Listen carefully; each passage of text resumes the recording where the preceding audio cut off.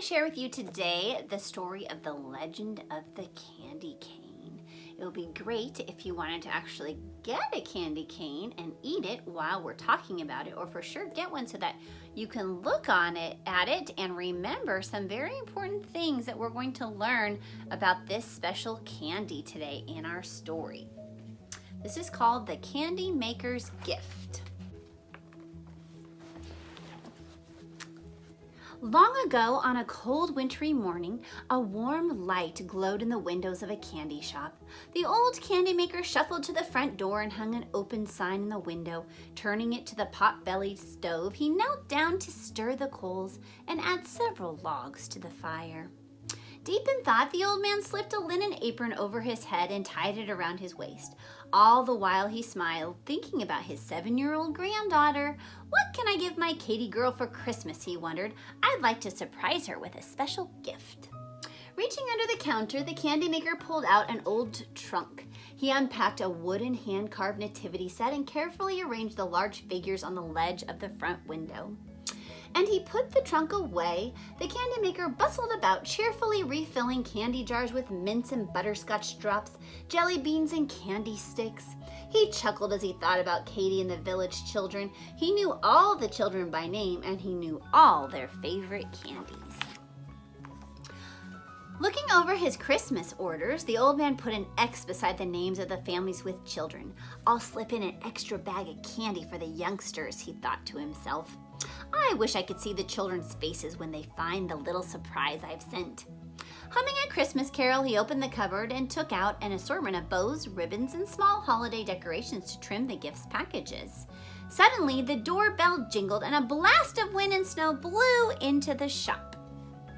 To the old man's delight, a group of children scurried inside like a flock of little birds. Laughing and talking, the boys and girls crowded around the candy case, eager to select their treats. The candy maker smiled as he noticed how Joey, the youngest boy, pressed his warm mittens against the glass and looked over the candy. The old man knew times had been hard for Joey's family since his father had died. Everyone except Joey laid their coins on the counter and picked out their treats. The candy maker chatted with the children while he packed their candy in small bags and tied them with little red ribbons. I can't wait to decorate our house and tree tonight, said Ben. I can't wait to see the expensive China doll I'm going to get for Christmas, said Katie. The other youngsters were silent. The old man knew that hard times had fallen on many families in the village, and most of them would have little to give this year for Christmas. Kim Lee piped up excitedly, Mr. Candy Maker, did you know that our school party is on Friday? We're going to have treats and play games. Oh, the old man laughed. Kim Lee, I know you always love to have fun. Oh, time for school, said Ben. Quickly, the candy maker passed out their sacks, and then he handed a small bag to Joey, whose eyes lit up when he reached for the gift. Thank you, Merry Christmas, called the children. Watching from the window, the old man glanced down at the manger. He remembered watching his father carve it many years ago. I hope the children won't miss the real gift of Christmas, he thought. Walking back to his shop, he knelt by a chair and prayed. Dear Lord, you love these children more than I do. How can I help them know you and receive your gift of Christmas? Show me how I can bless them. Gripping the chair, the candy maker pulled himself up and wiped a tear from his eyes. He took down the old iron kettle and measured some sugar and syrup into the pot, and then he lit the kitchen stove. Patiently, he stirred the candy mix, waiting for it to boil. When the syrup began to bubble, a smile brightened his face. That's what I can do. I'll make a new candy for Katie and all the children. A candy that is about Christmas. What flavor should it be, he wondered. Cinnamon? Raspberry? Ooh, maybe peppermint. I know Katie likes peppermint. Picking up a small bottle, he carefully added 3 drops to the pot. He said, smelling the minty aroma. This reminds me of the spices given to Jesus by the wise men. I want this candy to be different from other candy sticks, said the old man. It needs to be white because Jesus is holy. He lived a pure and sinless life, the life I should have but didn't.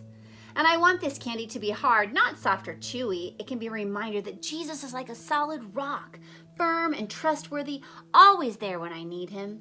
The candy maker poured the thick golden syrup from the pot into a bowl to cool. While he waited, he looked around his shop, wondering what else could make this candy special. Greasing his hands with butter, he pulled the sticky glob from the bowl and began to stretch it. The more he pulled, the smoother and whiter it became. But he still felt discouraged. I just don't know what to make, Lord. Please show me. Looking over at the nativity set, an idea flashed into his mind. Using his hands, he quickly rolled a clump of the mixture into the shape of a long rope.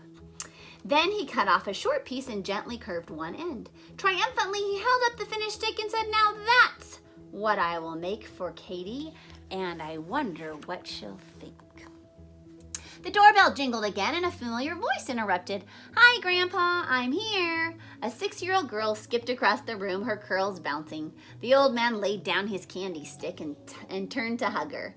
"Katie, how's my favorite granddaughter?" "Oh, Grandpa, you know I'm your only granddaughter." "Yes," he chuckled, "I know, but you're still my favorite." Katie's eyes widened when she spotted the candy stick. "What are you making, Grandpa?" she asked. The candy maker sat down to watch. "What do you think it is?" he said as he looked at her. She grinned while she turned the stick sideways and all around. "I know, it's a cane, like the one you always take on your walks." The old man laughed. "I hadn't even thought of that. It does look like a cane when you hold it with the hook at the top." Katie pointed to the nativity set, "And it looks like the shepherd's cane." "You're right," he said. "Shepherds call it a staff. They lay their staff gently on their sheep's back to show their love. The staff comforts the sheep. It also guides them on the right path. The hook at the top can be used to rescue the sheep in their woolly coats when they get snagged in the bushes. Shepherds also use their staff to pull sheep away from danger." Smiling at his granddaughter, he added, "Go ahead, taste the candy." While Katie licked the sweet stick, he continued, "This staff can remind us of Jesus. He is our good shepherd. A good shepherd loves his sheep. He will do anything to save them, even give his own life." The candy maker cut another candy stick and curved the end of it. "How can I explain everything?" he said. Turning the stick upside down, he asked his granddaughter, "What do you see now?" Katie's eyes lit up. "It's the letter J."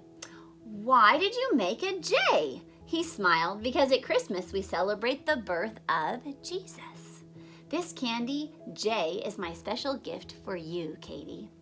"Oh, thank you, Grandpa, and it tastes yummy and it smells good too, but it looks kind of plain. Could you make it more colorful, Grandpa?" You're right. It does look rather plain," nodding his head in agreement. "I wanted the candy to be white because Jesus is holy, but I'll try adding some color." "Use red. I like red for Christmas," said Katie. He took a jar from the shelf and picked out a small paintbrush from the drawers. "What does red make you think of?" he asked. Katie watched her grandfather dip his brush into the food coloring. "Red makes me think of hearts and love," she said. "Ah, you're helping me, dear girl." Slowly and carefully, the candy maker painted a swirl of red around the white stick. When he finished the long stripe, he looked up and said, "The Bible tells us, for God so loved the world that he gave his one and only Son." Oh, Katie, I pray you will never forget that very first gift of Christmas. "Was baby Jesus the first Christmas gift?" Katie asked. "Yes, Jesus was God's gift, a gift of love to the whole world. The red stripe can remind us of God's great love." The old man spoke in a softer voice. "Red also makes me think of blood," he said. "The blood that Jesus shed when he died on the cross for us." "It makes me sad that Jesus died," said Katie.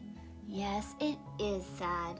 But his death on the cross proved how much he loved us. It's a joy to know that Jesus willingly gave his life so that we could be forgiven." When you taste the sweet candy, think about his sweet love. Just remember, Jesus isn't dead. He came out of the grave alive and he lives with us today. That's a great reason to rejoice.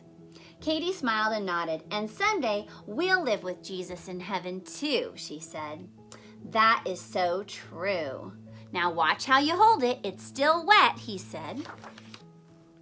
The elderly shopkeeper leaned back in his chair. "Well, now, tell me, what do you think of it, Katie girl?" Oh, I like it, Grandpa. Will you make some more? I'd like to give them to all of my friends, and I can tell them what they mean. He saw Katie's eyes sparkle. Yes, I would love to make some more, he promised. And you and I will work together. After I cut each stick, you can curve one end and make it into a cane. You can even try painting the stripes. This is going to be fun, she said, jumping up and down. Tears of joy filled the candy maker's eyes, and silently he prayed, thank you, dear Lord, for hearing my prayers, and thank you for Katie. The old man leaned forward and smiled at his granddaughter. Katie, dear, you were part of God's answer to my prayers today. I'd wanted to give you a special gift at Christmas, but you gave something to me. You helped me make a candy that tells the real meaning of Christmas, a candy that reminds us of Jesus.